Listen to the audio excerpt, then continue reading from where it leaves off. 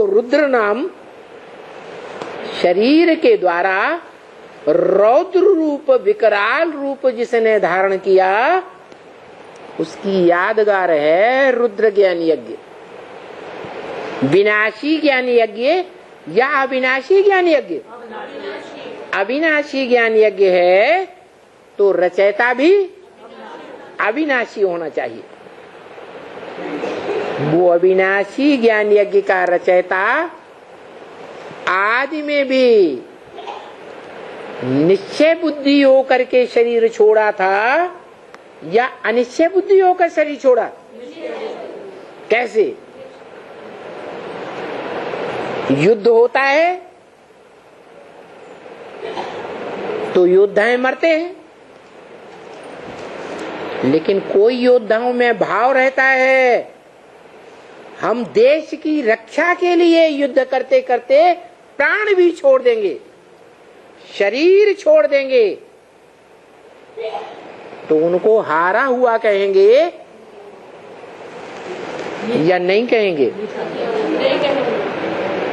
हारा हुआ नहीं कहा जाएगा। क्यों? कि उनका भाव श्रेष्ठ था या खराब भाव था? श्रेष्ठ भाव था। हम देश की रक्षा के लिए भले प्राण भी छोड़ दें, देहम वा पातयामि कार्यम वा साधयामि, हम ईश्वरीय कार्य को छोड़ नहीं सकते, सर कटा सकते हैं, लेकिन विधर्मियों के सामने सर झुका नहीं सकते। तो ऐसी श्रेष्ठ भावना वाली आत्माएं हारी हुई कही जाएंगी क्या? नहीं, वो तो युद्ध में स्थिर कही जाएंगी। शरीर से युद्ध में स्थिर ही होकर के रहेंगी।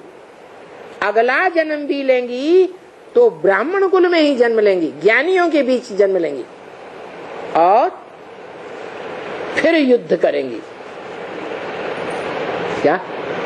युद्ध करते करते शरीर छोड़ा ना, भावना क्या रही है?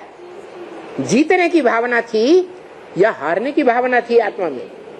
तो जीत की भावना लेकर शरीर छोड़ा तो अगला जन्म लेंगी, फिर युद्ध करती हैं और युद्ध में विजयी होती हैं।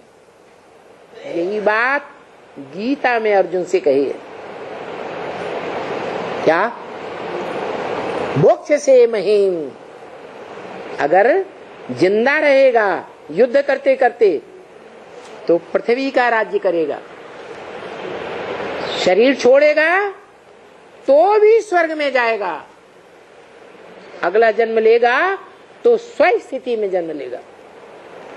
मना आत्मा ऐसी स्टेज में जन्म लेगी जहां आत्म की स्मृति तेरी पक्की हो जाएगी। तो स्व स्थिति में हुआ या देह की स्थिति में हुआ?